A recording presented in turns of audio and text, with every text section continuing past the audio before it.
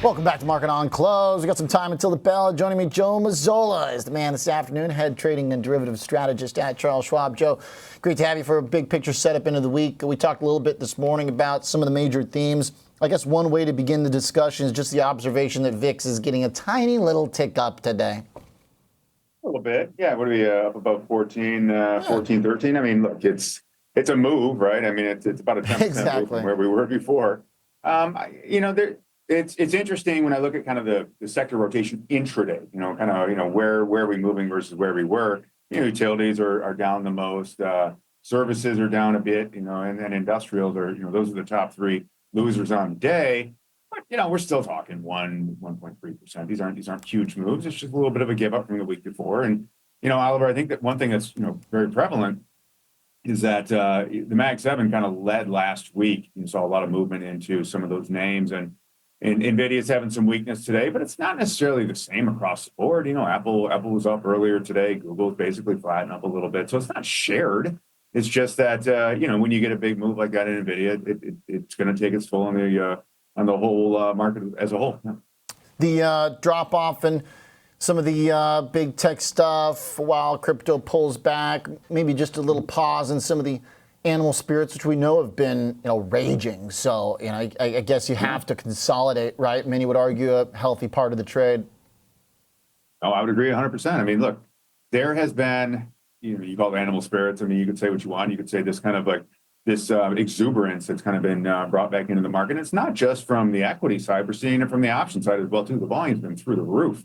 And a lot of them have been for upside calls. We've seen, option volume in IBIT and option volume in other MicroStrategy and different type of the cryptocurrency, Bitcoin ancillary plays. Those are 500, 600, 700,000 contracts. I mean, there's just big interest in these different products.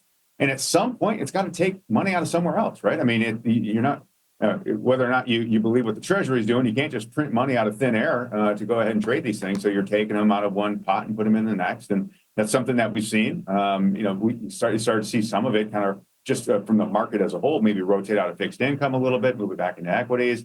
So we'll see kind of, what that looks like going forward. If you look at the last couple of years or, just historically speaking, I mean, think about it, Oliver, we're up 20, 22, 23% in 2023, and then, 25, 26% here. So those are 2 big years. And if people are taking some money off the table heading into the end of the year, it's probably prudent. For sure.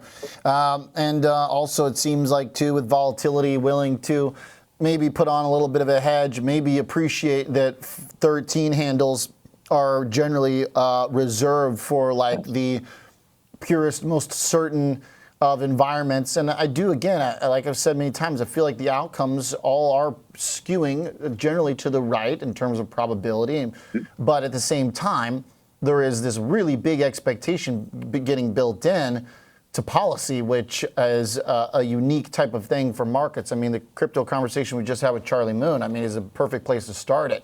That is basically the entire bull case right now, is that there's going to be some massive change or overhaul. But you could apply that to a lot of other sectors and themes outside crypto from the last couple months. But here's the thing. You could apply both sides of the coin in terms of policy, right? Policy is going to favor some and not good for others. And so there's a lot of uncertainty kind of heading into 2025, which, to be honest with you, the markets really aren't pricing in right now. I mean, they've digested that uncertainty fairly well. As you mentioned, a lot of that positive momentum has kind of moved into some of the riskier asset spaces. And I think until we know more about what that policy outlook is, whether, we're talking trade, tariffs, I think a lot of people are under the assumption that the 20% across the board or whatever it might be, that's their 25% across the board. That's probably a negotiating tactic. That's probably a starting point. But we will see. I think that's, that is what we need to look forward to in January, February, and March of next year. At that point, I think we can probably make a more definitive decision on what that will look like. Okay. I like it. Good assessment. Joe, appreciate it. Nice round trip from this morning's action into the afternoon closing bell. Appreciate that very much.